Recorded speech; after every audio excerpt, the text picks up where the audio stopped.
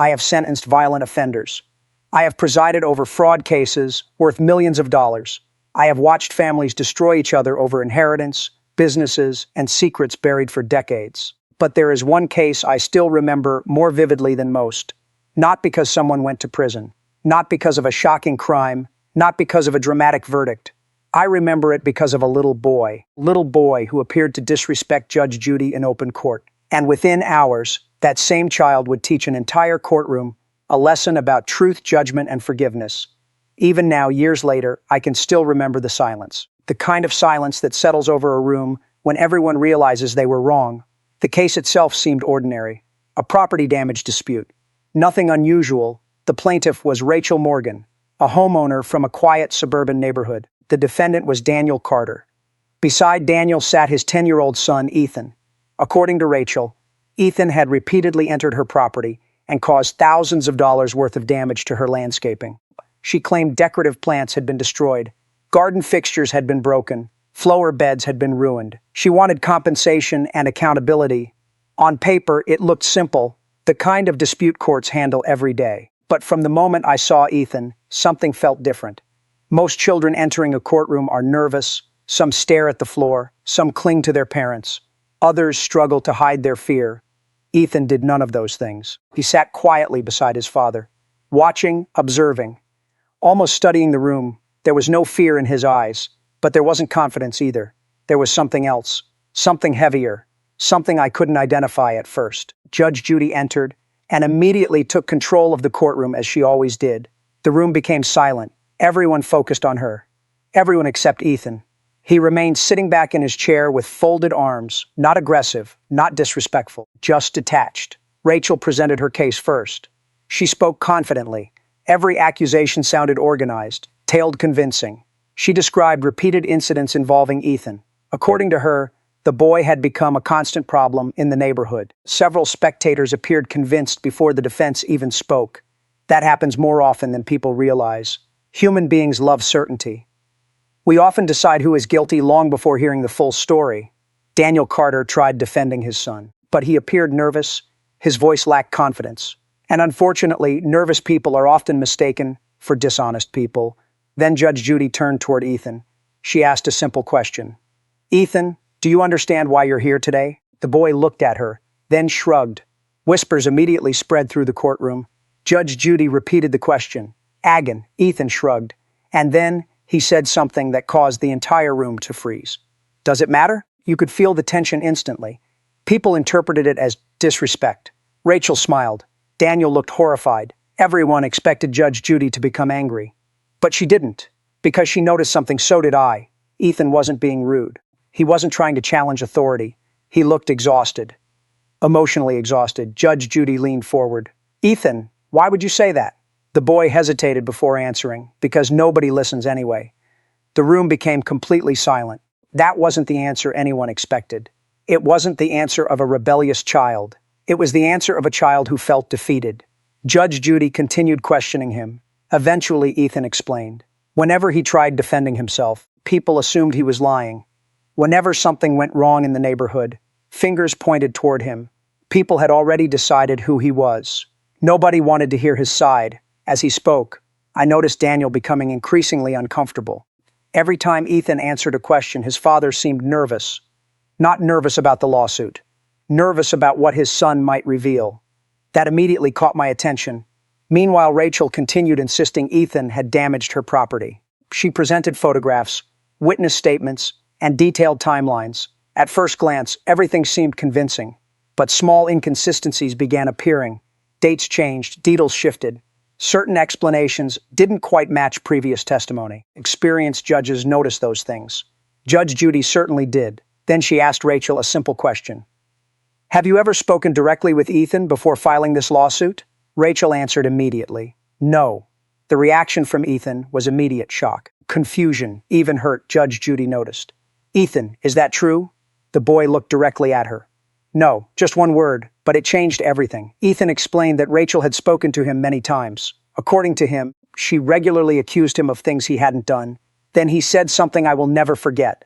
I wasn't scared she'd sue us. He paused. I was scared she'd blame me again.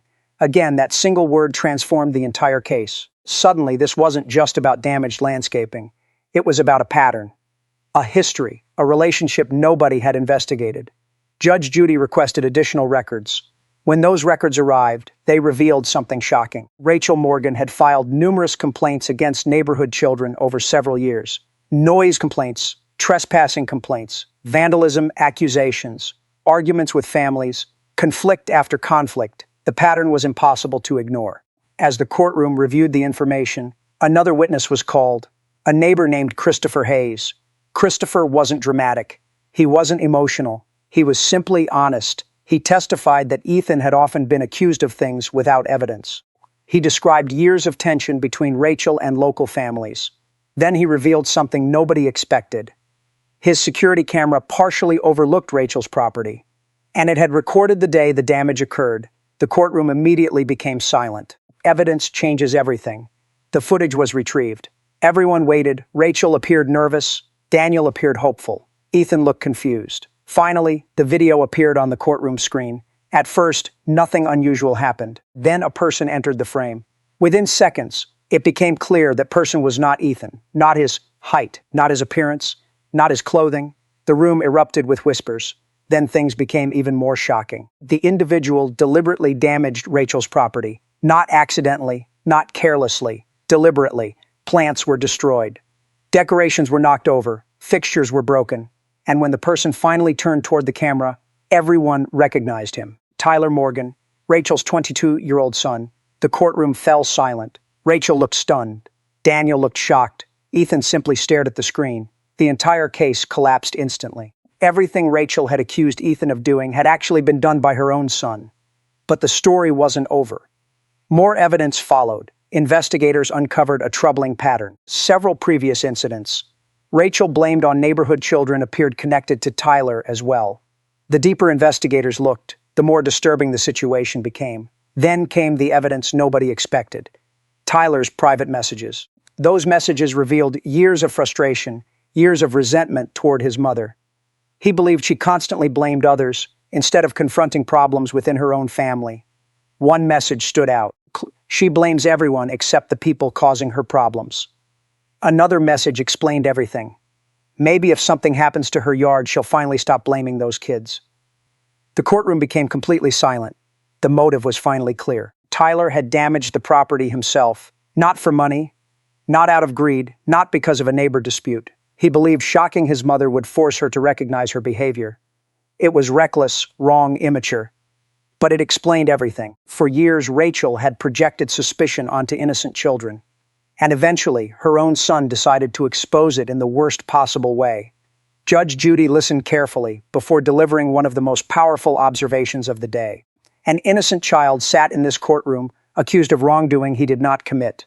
Nobody disagreed. Nobody could. The evidence was overwhelming. Then she turned toward Rachel. What concerns me isn't just the accusation. It's how quickly the accusation became your conclusion. The words hit harder than any legal ruling because they exposed the real issue. Assumptions. Rachel finally broke down emotionally.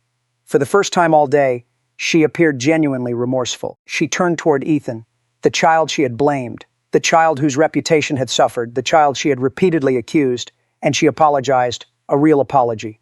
Not a strategic one, not a legal one, a human one. I'm sorry, Ethan. The room watched carefully. Many expected anger, many expected resentment. Instead, Ethan simply nodded. That small gesture revealed more maturity than many adults demonstrate in a lifetime.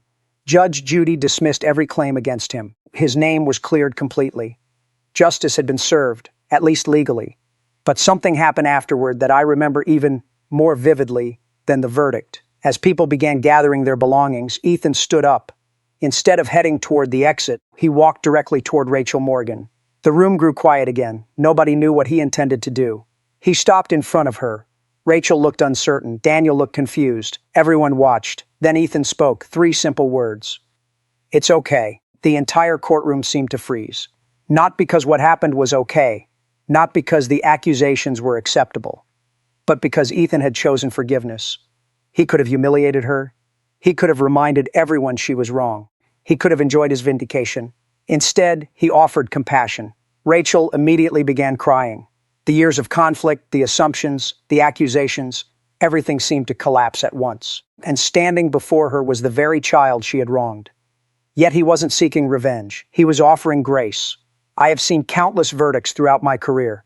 Some changed lives, some made headlines, some involved enormous consequences. Yet few moments affected me the way that one did, because courts can enforce laws.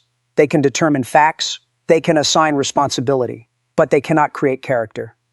Character comes from within. And that day, a 10-year-old boy displayed more character than many adults twice his age. Before Ethan left, Judge Judy called him back. She looked at him carefully and said something I have never forgotten. "Young man, today you behaved with more maturity than many adults I've seen in this courtroom." The room remained silent. Everyone knew she was right. Months later, I learned the neighborhood began changing. Families who rarely spoke started communicating again. Old tensions eased. Rumors disappeared. People became more careful before making accusations. Rachel reportedly withdrew from many of the conflicts that had defined her reputation. Tyler faced the consequences of his actions, and Ethan moved forward with his life. But the lesson remained. You see, the most dangerous thing in that courtroom wasn't a lie. It was certainty. The certainty that convinced people they already knew the truth. The certainty that prevented them from listening. The certainty that allowed assumptions to replace evidence. That little boy entered court, carrying the weight of accusations he didn't deserve. Yet when the truth finally emerged, he responded not with anger but with dignity, not with bitterness but with grace. And believe me, after everything I have witnessed from the bench, that is far rarer than people realize. So if there's one lesson I hope you remember, it's this. Before you decide who someone is, before you believe every accusation, before you join a crowd pointing fingers, listen carefully, because sometimes the person everyone blames is the only person telling the truth. And sometimes the smallest voice in the room is the one that deserves to be heard the most.